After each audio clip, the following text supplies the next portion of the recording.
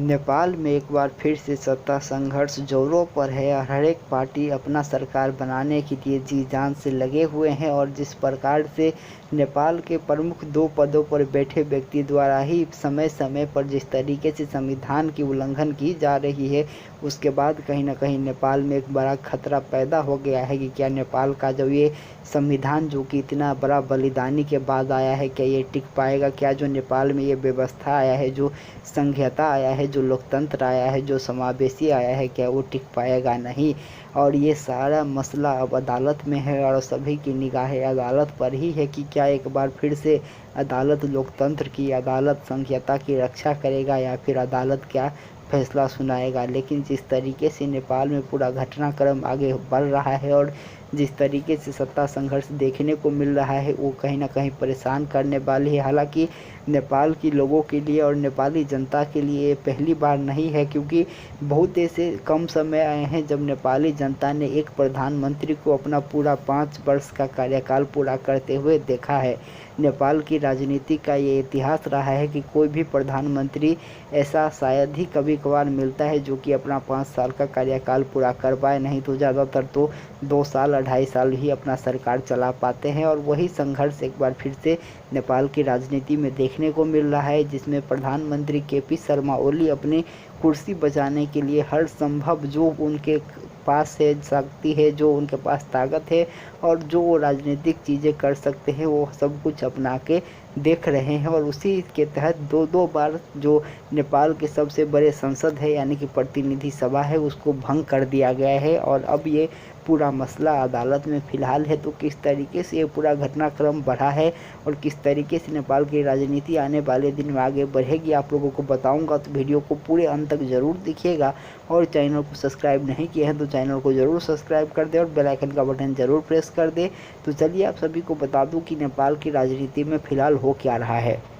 दरअसल नेपाल की राजनीति में एक नया मोड़ तब से आया जब नेकपा पार्टी के अंदर विवाद उत्पन्न हुआ। आप सभी को पता होगा कि पूर्व में माओवादी केंद्र और एमाले मिलकर के एक नई पार्टी बनी थी जिसका नाम नेपाल कम्युनिस्ट पार्टी रखा गया था। लेकिन उसमें प्रधानमंत्री केपी शर्मा ओली की भूमिका को लेकर के पार्टी में बहुत ज़्यादा विवाद हो गया और ये आरोप लगाए गए केपी शर्मा ओली पर कि वो पार्टी के लाइन के हिसाब से काम नहीं कर रहे हैं, पार्टी की नेता की, पार्टी की बैठक के निर्णय को वो मान्यता नहीं दे रहे हैं और अपना एकलौटी चला रहे हैं, उनको जो मन में आ रहा है वही कर रहे हैं। जिसके बाद पार्टी में बहुत ज़्यादा विवाद बढ़ गया और कहीं ना कहीं पार्टी विभाजन के तरफ चला गया। उसके बाद प्रधानमंत्री केपी शर्मा ओली ने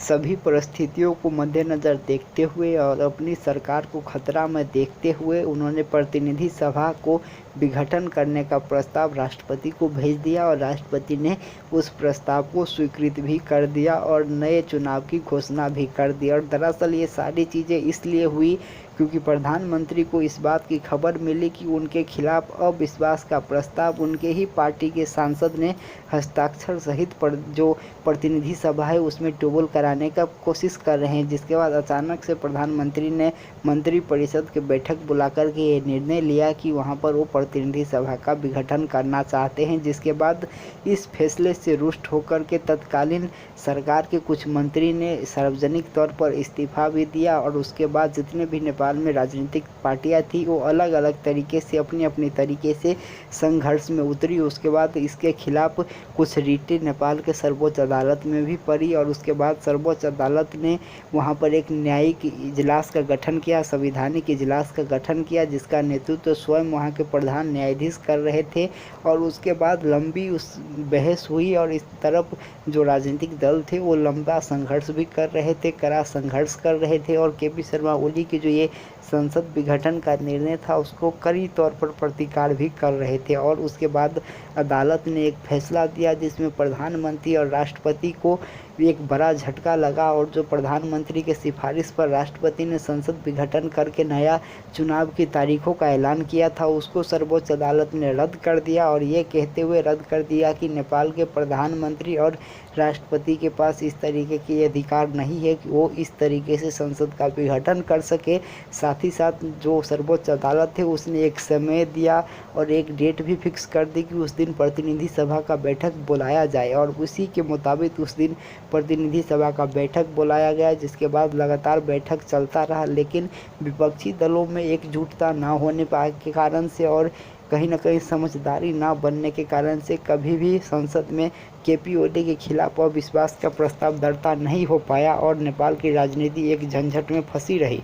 उसके बाद अचानक से प्रधानमंत्री केपी शर्मा ओली ने खुद आगे आते हुए इस बात का ऐलान किया कि वो अब संसद में विश्वास का मत लेंगे, और इस बात का ऐलान करते ही एक बार फिर से संसद की बैठक बुलाई गई, जिसमें प्रधानमंत्री केपी शर्मा ओली ने अपना आपको विश्वास का मत देने के लिए सभी सांसदों को आह्वान किया। लेकिन उस प्रतिनिधि सभा की बैठक में प्रधानमंत्री केपी शर्मा ओली बहुमत सिद्ध नहीं कर पाए, क्योंकि उनके ही पार्टी के 32 सांसदों ने उनका साथ नहीं दिया और उस पूरी प्रक्रिया से ही वो लोग वॉकआउट कर गए। जिसके बाद प्रधानमंत्री केपी शर्मा ओली को बहुमत सिद्ध नहीं हो पाने के कारण से जो राजनीतिक प्रक्रिया है वो आगे बढ़ी और नए कानून के तरीके से वहाँ पर नई दलों को वहाँ पर मौका दिया गया कि अगर आप सब में से किसी के पास बहुमत है तो आप लोग अपना दावा पेश करें। लेकिन जो समय सीमा दिया गया था राष्ट्रपति द्वारा, उस समय सीमा में किसी भी राजनीतिक दल ने दावा पेश नहीं किया। उसके बाद राष्ट्रपति ने एक बार फिर से प्रधानमंत्री, जो कि तत्कालीन प्रधानमंत्री थे, काम चलाऊ प्रधानमंत्री थे केपी शर्मा ओली,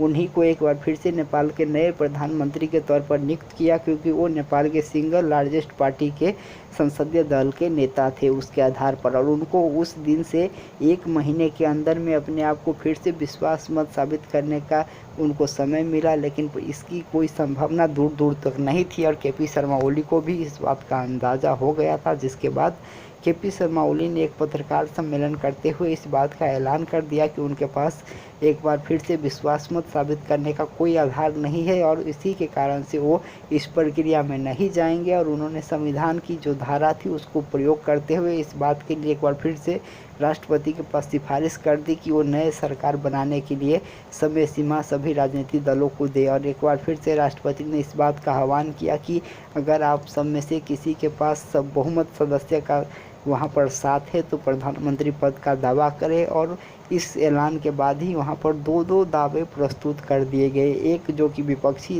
गठबंधन की तरफ से दिया गया, शेर बहादुर देवुआ को प्रधानमंत्री के रूप में वहाँ पर जो है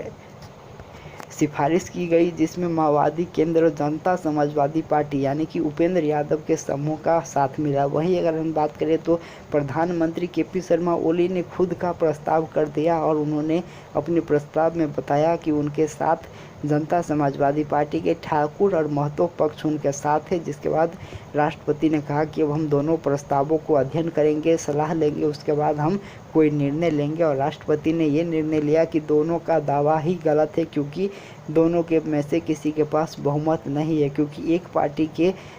जो सांसद थे वो दोनों जगह साइन किए हुए थे और दोनों जगह अपना अपना प्रतिबद्धता जना रहे थे। क्योंकि जैसा कि मैंने आप लोगों को पहले ही बताया कि जो जनता समाजवादी पार्टी है उसकी एक समूह देवुआ को समर्थन कर रहे थे, वहीं एक समूह प्रधानमंत्री केपी शर्मा ओली को। वहीं अगर हम बात करें नेकपा एमाले की, तो वहाँ पर नेकपा एमाले की जो एक गुट है वो कहीं ना कहीं देवुआ के समर्थन में हस्ताक्षर करके उपस्थित हुए थे। तो इस तरीके से वहाँ पर पूरा मामला फंस गया। जिसके बाद राष्ट्रपति ने ये कहते हुए दोनों का दावा खारिज कर दिया कि दोनों के पास किसी के पास भी बहुमत होने का कोई आधार नहीं है। और उसके बाद प्रधानमंत्री ने फिर से आपातकाल मंत्रिपरिषद की बैठक बुलाई रात को 12 बजे और उसके बाद इस बात के लिए सिफारिश की गई कि एक बार फिर से संसद विघटन कर दिया जाए, क्योंकि किसी के पास बहुमत नहीं है, और फिर से नेपाल में नए चुनावों की तारीख की ऐलान की जाए। लेकिन इसी बीच में एक घटना और हुई थी जो कि मैंने आप लोगों को बताना भूल गया। आप सभी को बता दूं कि इसी बीच अदालत में एक और रीट पड़ी थी, जिसमें इस बात का दावा किया गया था कि जो नेकपा नाम की पार्टी बनी है, जिसमें ओली और प्रचंड दोनों अध्यक्ष है, ये इस नाम से पहले ही पार्टी धरता है, इसलिए इस पार्टी को नाम जो है वो खारिज किया जाए। और इस मामले को सुनते हुए सर्वोच्च अदालत ने ये फैसला सुनाया कि इस नाम से पहले ही पार्टी है, इसलिए अब ये दोनों पार्टी अपनी पुरानी स्थिति यानी कि एमाले और माओवादी की स्थिति में चली जाएगी, जिसके बाद ये दोनों पार्टी अपने अपने पुराने स्वरूप में आ गए। हालांकि माओवादी केंद्र के कुछ बड़े मंत्री इस तरीके से उनका साथ छोड़ जाएंगे, ये प्रचंड का भी शायद अनुमान नहीं रहा होगा, क्योंकि कुछ उनके जो सांसद थे जो कि मंत्री बने हुए थे, उन लोगों ने एमएलए से एक बार फिर से माओवादी में आने से मना कर दिया, जिसके बाद माओवादी केंद्र उन सभी का सांसद पद भी खारिज कर दिया और उसके बाद जो है इस तरीके से मामले आगे बढ़े। लेकिन एक बार फिर से संसद विघटन का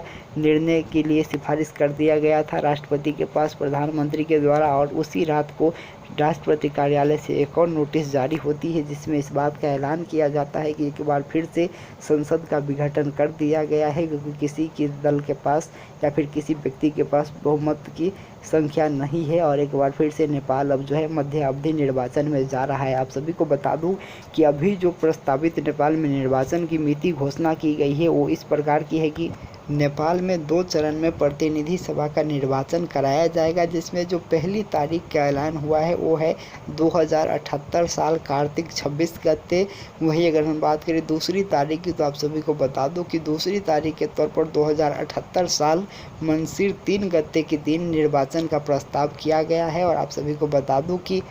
इस फैसले के आने के बाद एक बार फिर से नेपाल की राजनीति में हलचल मची और जो विपक्षी दल थे वो इस बात को मानने से इनकार करते हुए सर्वोच्च अदालत का रुख किया, ये कहते हुए कि हमारे पास बहुमत है और हमको सरकार बनाने का मौका दिया जाना चाहिए था और जो राष्ट्रपति ने फैसला लिया है वो बिल्कुल गलत है और इसको एक बार फिर से बदल दिया जाए। और आप सभी को बता दूं कि ये पूरा मामला अभी भी जो सर्वोच्च अदालत है उसमें विचाराधीन है, इसमें अभी बहस हो रही है संवैधानिक इजलास में और इसमें लगातार सुनवाई के बाद हो सकता है कि कुछ दिनों में हमें फैसला सुनने को मिले और काफ़ी ज़्यादा महत्वपूर्ण हो जाएगा कि एक बार फिर से सुप्रीम कोर्ट इस मामले में क्या फैसला देते हैं, क्योंकि जब सुप्रीम कोर्ट पहले ही इस बात पर टिप्पणी कर चुके हैं कि इसका अधिकार राष्ट्रपति और प्रधानमंत्री को नहीं है, तो क्या एक बार फिर से जो अदालत है वो प्रधानमंत्री और राष्ट्रपति के इस फैसले को गलत साबित करते हुए सर्वोच्च अदालत एक बार फिर से प्रतिनिधि सभा का वहाँ पर जो है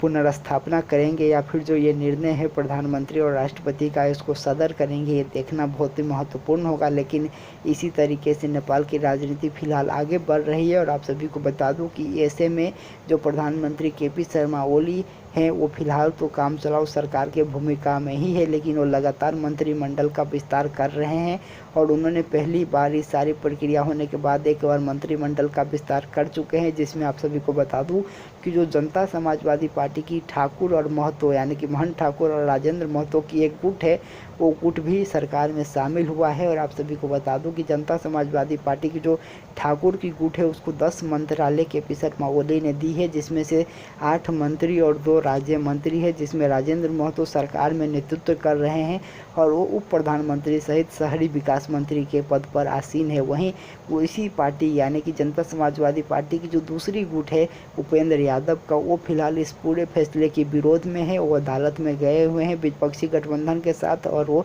लगातार इस चीज़ के खिलाफ बोल भी रहे हैं। और इसी चीज़ का साइड इफ़ेक्ट अब कहीं ना कहीं प्रदेश 2 के सरकार में भी देखने को मिला है, जो कि जनता समाजवादी पार्टी की एकल सरकार थी, लेकिन वहां पर जो ठाकुर और महतो पक्ष के कुछ मंत्री थे उनको बर्खास्त कर दिया गया है, क्योंकि वहां पर जो मुख्यमंत्री है वो पूर्व में समाजवादी पार्टी यानी कि उपेंद्र यादव समूह के हैं, जिसके कारण से वहां पर इस पूरे परिणाम स्वरूप अब कहीं ना कहीं मंत्री को बर्खास्त कर दिया गया है। और इस तरीके की चर्चाएं हैं कि वहां पर बहुत जल्द माओवादी केंद्र और नेपाली कांग्रेस को मिलाकर के एक नई संयुक्त सरकार भी बनाई जाएगी। तो इस पूरे राजनीतिक घटनाक्रम के जरिए जनता समाजवादी पार्टी अब अपने विभाजन की ओर अग्रसर है। आप सभी को पता होगा कि जिस तरीके से इस पार्टी का गठन हुआ था तो इस बात का नारा दिया गया था कि ये पार्टी नेपाल में वैकल्पिक शक्ति बनेगी, लेकिन जिस तरीके से पूरा घटनाक्रम हुआ, पूरा राजनीति हुआ, वैकल्पिक शक्ति तो दूर, इस पार्टी को गठन होते हुए अभी बस 1 ही वर्ष पूरा हुए हैं और ये पार्टी अब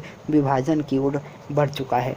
तो देखना होगा कि आने वाले दिन में नेपाल की जो राजनीति हो किस तरीके से जाती है, क्या केपी ओली अपना सत्ता बचा पाने में कामयाब होंगे या फिर नेपाल में विपक्षी गठबंधन की सरकार बनेगी। नेपाल में लोकतंत्र जीवित रहने के लिए क्या लोकतंत्रवादी शक्तियों की जीत होगी या फिर प्रतिगामी जो प्रधानमंत्री केपी शर्मा ओली और राष्ट्रपति दो बार संविधान की धज्जियां उड़ाते हुए प्रतिनिधि सभा का विघटन किए हैं उनकी जीत होगी। जैसे ही इस पर अदालत का फैसला आएगा हम आप लोगों को ज़रूर देंगे, तो बने रहिए हमारे साथ। चैनल को सब्सक्राइब जरूर कर दे, बेल आइकन का बटन ज़रूर प्रेस कर दे और इस वीडियो को आप नेपाल या फिर इंडिया या फिर विश्व के कौन से कोने से कहां से देख रहे हैं और इस पर आपकी क्या प्रतिक्रियाएं हैं कमेंट के ज़रिए ज़रूर दीजिएगा, क्योंकि आपकी प्रतिक्रिया से ही हम लोगों को हौसला मिलती है कि हम इसी तरीके से आप लोगों तक खबर पहुंचाते रहे। तो फिर मिलेंगे, तब तक बने रहे। नमस्कार, धन्यवाद।